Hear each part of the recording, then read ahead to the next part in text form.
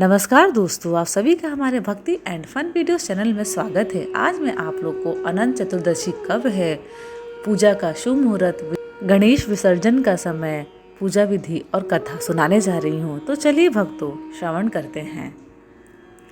हिंदू पंचांग के अनुसार हर साल भाद्रपद महीने के शुक्ल पक्ष की चतुर्दशी तिथि को यह पर्व मनाया जाता है। यह दिन भगवान विष्णु को समर्पित माना जाता है। इस दिन भगवान विष्णु के अनंत रूप की पूजा की जाती है। साथ ही इस दिन गणेश विसर्जन भी किया जाता है। अनंत चतुर्दशी के दिन व्रत रखा जाता है और 14 गांठ वाले सूत्र हाथों में बांधे जाते हैं। मान्यता है कि इसे बांधने से सारे संकट दूर हो जाते हैं। साथ ही घर में सुख समृद्धि और खुशियों का आगमन होता है।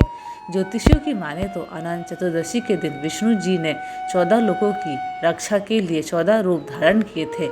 अब मैं आपको बताने जा रही हूँ कि अनंत चतुर्दशी कब है। हिंदू पंचांग के अनुसार इस साल अनंत चतुर्दशी का पर्व 28 सितंबर 2023 को मनाया जाएगा। अनंत चतुर्दशी को अनंत चौदस के नाम से भी जाना जाता है। अब मैं आपको अनंत चतुर्दशी का पूजा शुभ मुहूर्त बताने जा रही हूँ। अनंत चतुर्दशी तिथि प्रारंभ 27 सितंबर 2023 को रात 10:18 से अनंत चतुर्दशी तिथि समाप्त 28 सितंबर 2023 को शाम 6:49 पर और पूजा का शुभ मुहूर्त सुबह 6:12 से लेके शाम के 6:49 तक है।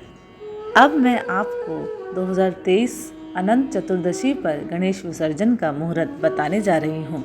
28 सितंबर 2023 को गणपति विसर्जन के लिए 3 शुभ मुहूर्त है।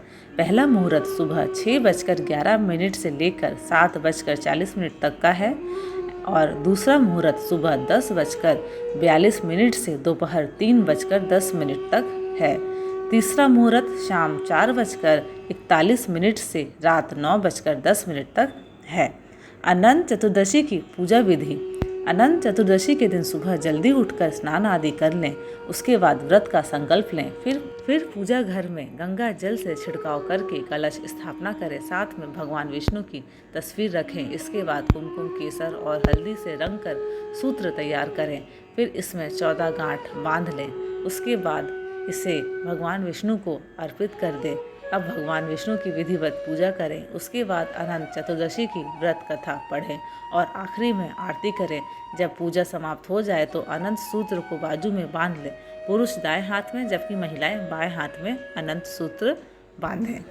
अब चलिए भक्तों, अनंत चतुर्दशी की कथा श्रवण करते हैं।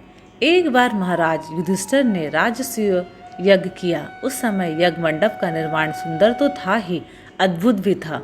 वह यज्ञ मंडप इतना मनोरम था कि जल व थल की भिन्नता प्रतीत ही नहीं होती थी। जल में स्थल तथा स्थल में जल की भांति प्रतीत होती थी। बहुत सावधानी करने पर भी बहुत से व्यक्ति उस अद्भुत मंडप में धोखा खा चुके थे। एक बार कहीं से टहलते टहलते दुर्योधन भी उस यज्ञ मंडप में आ गए और एक तालाब को स्थल समझ उसमें गिर गए। द्रौपदी ने यह देखकर अंधों की संतान अंधी कहकर उनका उपहास किया। इससे दुर्योधन चिढ़ गया। यह बात उसके हृदय में बाण समान लगी। उसके मन में द्वेष उत्पन्न हो गया और उसने पांडवों से बदला लेने की ठान ली। उसके मस्तिष्क में उस अपमान का बदला लेने के लिए विचार उपजने लगा। उसने बदला लेने के लिए पांडवों को धूत क्रीड़ा में हराकर उस अपमान का बदला लेने के लिए सोचा। उसने पांडवों को जुए में पराजित कर दिया। पराजित होने पर प्रतिज्ञानुसार पांडवों को 12 वर्ष के लिए वनवास भोगना पड़ा। वन में रहते हुए पांडव अनेक कष्ट सहते रहे। एक दिन भगवान कृष्ण जब मिलने आए तब युधिष्ठिर ने उनसे अपना दुख कहा और दुख दूर करने का उपाय पूछा। तब श्री कृष्ण ने कहा, हे युधिष्ठिर, तुम विधि पूर्वक अनंत भगवान का व्रत करो। इससे तुम्हारा सारा संकट दूर हो जाएगा और तुम्हारा खोया राज्य पुनः प्राप्त हो जाएगा। इस संदर्भ में श्री कृष्ण ने उन्हें एक कथा सुनाई। प्राचीन काल में सुमंत नाम का एक नेक तपस्वी ब्राह्मण था। उसकी पत्नी का नाम दीक्षा था। उसकी एक परम सुंदरी, धर्म परायण तथा ज्योतिर्मयी कन्या थी जिसका नाम सुशीला था। सुशीला जब बड़ी हुई तो उसकी माता दीक्षा की मृत्यु हो गई। पत्नी के मरने के बाद सुमंत ने कर्कशा नामक स्त्री से दूसरा विवाह कर लिया। सुशीला का विवाह ब्राह्मण सुमंत ने कौंडिन्य ऋषि के साथ कर दिया। विदाई में कुछ देने की बात पर कर्कशा ने दामाद को कुछ ईंटें और पत्थरों के टुकड़े बांध कर दे दिए। कौंडिन्य ऋषि दुखी हो अपनी पत्नी को लेकर अपने आश्रम की ओर चल दिए, परंतु रास्ते में ही रात हो गई। वे नदी तट पर संध्या करने लगे। सुशीला ने देखा वहाँ पर बहुत सी स्त्रियां सुंदर वस्त्र धारण कर किसी देवता की पूजा कर रही थी। सुशीला के पूछने पर उन्होंने विधि पूर्वक अनंत व्रत की महत्ता बताई। सुशीला ने वही उस व्रत का अनुष्ठान किया और 14 गांठों वाला डोरा हाथ में बांधकर ऋषि कौंडिन्य के पास आ गई। कौंडिन्य ने सुशीला से डोरे के बारे में पूछा तो उसने सारी बात बता दी। उन्होंने डोरे को तोड़कर अग्नि में डाल दिया। इससे भगवान अनंत जी का अपमान हुआ। परिणामतः ऋषि कौंडिन्य दुखी रहने लगे। उनकी सारी संपत्ति नष्ट हो गई। इस दरिद्रता का उन्होंने अपनी पत्नी से कारण पूछा तो सुशीला ने अनंत भगवान का डोरा जलाने की बात कही। पश्चाताप करते हुए ऋषि कौंडिन्य अनंत डोरे की प्राप्ति के लिए वन में चले गए। वन में कई दिनों तक भटकते भटकते निराश होकर एक दिन भूमि पर गिर पड़े। तब अनंत भगवान प्रकट होकर बोले, हे कौंडिन्य, तुमने मेरा तिरस्कार किया था, उसी से तुम्हें इतना कष्ट भोगना पड़ा।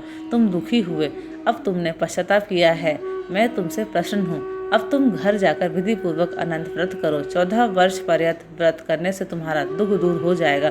तुम धन्य धान्य से संपन्न हो जाओगे। कौंडिन्य ने वैसा ही किया और उन्हें सारे क्लेशों से मुक्ति मिल गई। श्री कृष्ण की आज्ञा से युधिष्ठिर ने भी अनंत भगवान का व्रत किया, जिसके प्रभाव से पांडव महाभारत के युद्ध में विजयी हुए तथा चिरकाल तक राज्य करते रहे। धन्यवाद। अगर आप सभी को मेरे वीडियोस पसंद आते हैं तो प्लीज़ लाइक, शेयर और सब्सक्राइब ज़रूर करें।